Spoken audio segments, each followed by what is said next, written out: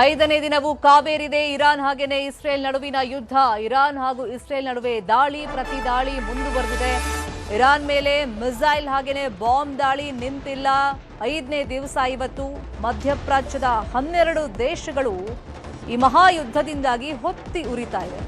ದುಬೈನ ಪ್ರವಾಸಿ ಕೇಂದ್ರದ ಬಳಿಯಲ್ಲೇ ಇರಾನ್ ಅಟ್ಯಾಕ್ ಅನ್ನ ಮಾಡಿದೆ. ಮಿಸೈಲ್ ದಾಳಿಯಿಂದ ದುಬೈ ಜನ ಶೇಕ್ ಆಗಿದ್ದಾರೆ. ಭಾರತೀಯರು ಅಲ್ಲಿರುವಂತಹ ಭಾರತೀಯರು ಸೇಫ್ ಆಗಿರಿ ಅಂತೇಳಿ ಭಾರತದ ರಾಯಭಾರಿ ಕಚೇರಿಯಿಂದ ಸೂಚನೆಯನ್ನ ನೀಡಲಾಗಿದೆ. ಮತ್ತೆ ನಿರಂತರ ಸಂಪರ್ಕದಲ್ಲೂ ಇದ್ದಾರೆ. ಯುದ್ಧ ಕಡಿಮೆ ಆದಲ್ಲಿ ವಿಮಾನಗಳ ಹಾರಾಟವನ್ನ ಶೀಘ್ರವೇ ಆರಂಭ ಮಾಡ್ತೀವಿ. ಆ ವ್ಯವಸ್ಥೆ ಬಗ್ಗೆನೂ ಮುನ್ಸೂಚನೆಯನ್ನ ನೀಡಲಾಗಿದೆ. ಇನ್ನೊಂದು ಕಡೆ ಖಮೇನಿ ಉತ್ತರಾಧಿಕಾರಿಯಾಗಿ ಮಗ ಆಯ್ಕೆಯಾಗಿದ್ದಾರೆ. ಈ ಬಗ್ಗೆನೂ ಒಂದಿಷ್ಟು ಗೊಂದಲ ಇತ್ತು, ವಾಟ್ ನೆಕ್ಸ್ಟ್ ಅಂತ ಹೇಳಿ. ಯಾಕಂದ್ರೆ ಇರಾನ್ನ ಪರಮೋಚ್ಚ ನಾಯಕನನ್ನ ಈ ಯುದ್ಧದಲ್ಲಿ ಹತ್ಯೆ ಮಾಡಿದ ನಂತರ ಇರಾನ್ ಸುಮ್ಮನಾಗುತ್ತೆ, ಅಮೆರಿಕಾಗೆ ಶರಣಾಗುತ್ತೆ ಅಂತ ಭಾವಿಸಿದ್ರು. ಆದರೆ ಉತ್ತರಾಧಿಕಾರಿ ಯಾರಾಗ್ತಾರೆ ಅನ್ನೋ ಕುತೂಹಲದ ಮಧ್ಯದಲ್ಲಿ ಇರಾನ್ ತನ್ನ ಪ್ರತೀಕಾರವನ್ನ ಬಿಟ್ಟಿಲ್ಲ. ಈಗ ನಿರಂತರವಾಗಿ ದಾಳಿಯನ್ನ ಪ್ರತಿರೋಧವನ್ನ ತೋರಿಸ್ತಲೇ ಇದೆ. ಗಲ್ಫ್ ರಾಷ್ಟ್ರಗಳಲ್ಲಿ ಲಾಕ್ ಆಗಿದ್ದಾರೆ ಕನ್ನಡಿಗರು. ಇರಾನ್ನಲ್ಲಿದ್ದ ಚಿಕ್ಕಮಗಳೂರಿನ ಯುವಕ ನಾಪತ್ತೆ ಆಗ್ಬಿಟ್ಟಿದ್ದಾರೆ.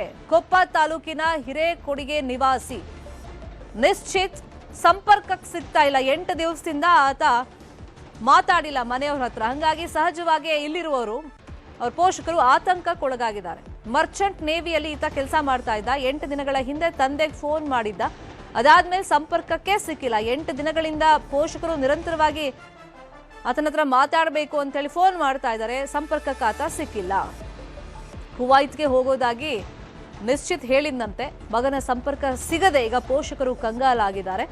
ಬೇಗ ಮಗನ ರಕ್ಷಣೆಗೆ ಕೇಂದ್ರ ಸರ್ಕಾರ ಮುಂದಾಗಬೇಕು ಅಂತ ಹೇಳಿ ಮನವಿಯನ್ನ ಮಾಡಿದ್ದಾರೆ. ಇನ್ನೊಂದು ಕಡೆ ಸಿಎಂ ಸಿದ್ದರಾಮಯ್ಯ ಅವರಿಗೂ ಕೂಡ ನಿಶ್ಚಿತ್ ತಂದೆ ಮನವಿಯನ್ನ ಮಾಡಿದ್ದಾರೆ. ಇನ್ನೊಂದು ಕಡೆ ಬಳ್ಳಾರಿಯ 35 ಜನ ಲಾಕ್ ಆಗಿದ್ದಾರೆ. ದುಬೈನಲ್ಲಿ ಲಾಕ್ ಆಗಿದ್ದಾರೆ. 4 ದಿನಗಳಿಂದ ಆತಂಕಕ್ಕೆ ಒಳಗಾಗಿದ್ದಾರೆ ಕನ್ನಡಿಗರು. ಬಳ್ಳಾರಿ ಗ್ರಾಮೀಣ ಶಾಸಕ ನಾಗೇಂದ್ರ ಜೊತೆ ಸಂಪರ್ಕದಲ್ಲಿ ಇದ್ದಾರೆ. ಯಾಕಂದ್ರೆ ಅವರು ಅಲ್ಲೇ ಇದ್ದಾರೆ. ಭರತ್ ರೆಡ್ಡಿ ಅಲ್ಲಿದ್ದಾರೆ. ಸೊ ಹಾಗಾಗಿ ಭರತ್ ರೆಡ್ಡಿ ಮತ್ತೆ ನಾಗೇಂದ್ರ ಅವರಿಗೆ ಸಂಪರ್ಕ ಇರೋದ್ರಿಂದ ಕಂಟಿನ್ಯೂಸ್ ಆಗಿ ಅವರು ಅಪ್ಡೇಟ್ಸ್ಗಳನ್ನು ತಗೊಳ್ತಾನೆ ಇದ್ದಾರೆ. ಕೇಂದ್ರ ಸಚಿವ ಪ್ರಹ್ಲಾದ್ ಜೋಶಿ, ವಿ ಸೋಮಣ್ಣ ಅವ್ರಿಗೂ ಮನವಿ ಮಾಡಿದ್ದಾರೆ. ನಮ್ಮನ್ನು ಬೇಗ ವಾಪಸ್ ಕರೆಸ್ಕೊಳ್ಳಿ ಅಂತ ಹೇಳಿ. ದುಬೈನಲ್ಲಿ ಲಾಕ್ ಆಗಿರುವಂತ ಕನ್ನಡಿಗರು ಅಲ್ಲಿ ಯಾರು ಪ್ರವಾಸಕ್ಕೆ ಹೋಗಿದ್ರು ಪೊಲಿಟಿಷಿಯನ್ಸ್ ಅವ್ರ ಹತ್ರನೂ ಕೂಡ ಕೇಳ್ತಾ ಇದ್ದಾರೆ. ಮತ್ತೆ ಇಲ್ಲಿರುವಂತ ಪೊಲಿಟಿಷಿಯನ್ಸ್ಗಳಿಗೂ ಕೂಡ ಮನವಿ ಮಾಡ್ತಾ ಇದ್ದಾರೆ. ಇನ್ನು ಇರಾನ್ನಲ್ಲಿ ಸಿಲುಕಿ ಒಬ್ಬ ಕನ್ನಡಿಗ ನಾಪತ್ತೆ ಆಗ್ಬಿಟ್ಟಿದ್ದಾನೆ. ಅವನು ಚಿಕ್ಕಮಗಳೂರಿನ ನಿಶ್ಚಿತ್ ನಾಪತ್ತೆ ಆಗಿರೋದು. 8 ದಿವಸಗಳ ಹಿಂದೆ ಆತ ತಂದೆಗೆ ಫೋನ್ ಮಾಡಿದ್ದ, ಮಾತಾಡಿದ್ದ. ಸೊ ಈಗ ಆತ ನಾಪತ್ತೆ ಆಗಿಬಿಟ್ಟಿದ್ದಾನೆ. ಅಂದ್ರೆ ಫೋನ್ ಸಂಪರ್ಕಕ್ಕೆ ಸಿಗ್ತಿಲ್ಲ. ಹಂಗಾಗಿ ಸಹಜವಾಗಿ ಪೋಷಕರಲ್ಲಿ ಆತಂಕ ಇದೆ.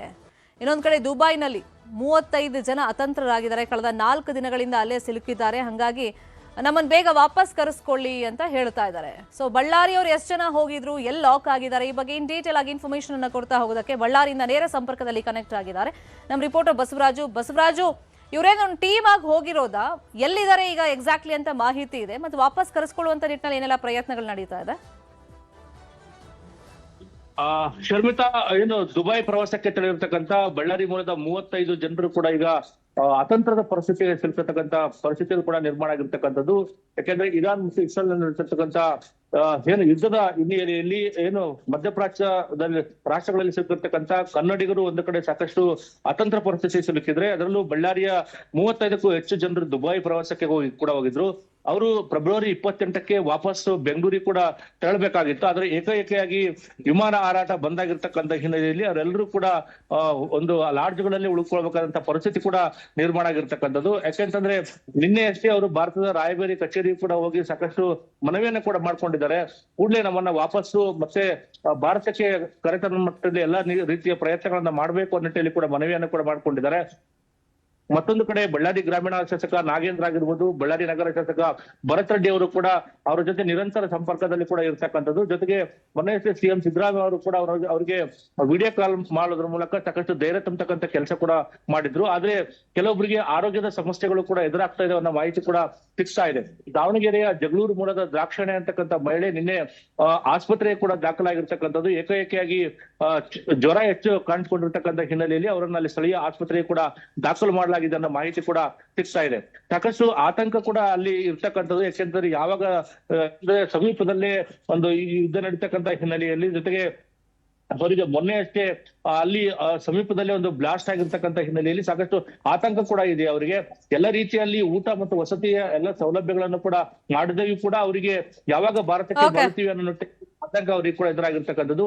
ಮತ್ತೊಂದು ಕಡೆ ಇರಾನ್ ಅಲ್ಲಿ ಚಿಕ್ಕಮಗಳೂರು ಜಿಲ್ಲೆಯ ಏನು ಕೊಪ್ಪ ತಾಲೂಕಿನ ಹಿರೇಕುಡಿಗೆ ನಿಶ್ಚಿತ್ ಅಂತಕ್ಕಂಥ ಯುವಕ ಕೂಡ ಇರಾನ್ ಅಲ್ಲಿ ಕೂಡ ನಾಪತ್ತೆ ಆಗಿರ್ತಕ್ಕಂಥದ್ದು. ಯಾಕಂದ್ರೆ ಕಳೆದ ಒಂದು ವಾರದಷ್ಟೇ ಆತ ತಂದೆ ಕೂಡ ಫೋನ್ ಮಾಡಿದ್ದ, ಕುವೈತ್ಗೆ ಹೋಗ್ತೀನಿ ನಾವು ಮಾಹಿತಿ ಕೂಡ ಕೊಟ್ಟಿದ್ದ. ಆದ್ರೆ ಕಳೆದ ಒಂದು ವಾರದಿಂದ ಕೂಡ ಆತ ಒಂದು ಫೋನ್ ಸ್ವಿಚ್ ಆಫ್ ಆಗಿರ್ತಕ್ಕಂಥದ್ದು, ಸಂಪರ್ಕ ಕೂಡ ಸಿಗ್ತಾ ಇಲ್ಲ. ಇಡೀ ಕುಟುಂಬ ಜೊತೆಲಿ ಆತಂಕ ಕೂಡ ಸಿಲುಕಿರ್ತಕ್ಕಂಥದ್ದು. ಇದು ಮಾತ್ರ ಅಲ್ಲ, ಕನ್ನಡಿಗರು ಎಲ್ಲೆಲ್ಲಿ ಕೂಡ ಏನು ಮಧ್ಯಪ್ರಾಚ್ಯ ದೇಶಗಳಲ್ಲಿ ಕೂಡ ಸಿಲುಕಿದ್ರೆ ಅವರೆಲ್ಲರೂ ಕೂಡ ಈಗ ಅತಂತ್ರದ ಪರಿಸ್ಥಿತಿಯನ್ನು ಕೂಡ ಎದುರಿಸ್ತಕ್ಕಂಥ ಪರಿಸ್ಥಿತಿ ನಿರ್ಮಾಣ ಆಗಿರ್ತಕ್ಕಂಥದ್ದು. ಫಾಲೋ ಅಪ್ ಮಾಡೋಣ ಸುದ್ದಿನ. Thank you so much Basavaraju, ಈ ಕ್ಷಣದ ಮಾಹಿತಿಯನ್ನು ಕೊಟ್ಟಿದ್ದಕ್ಕೆ.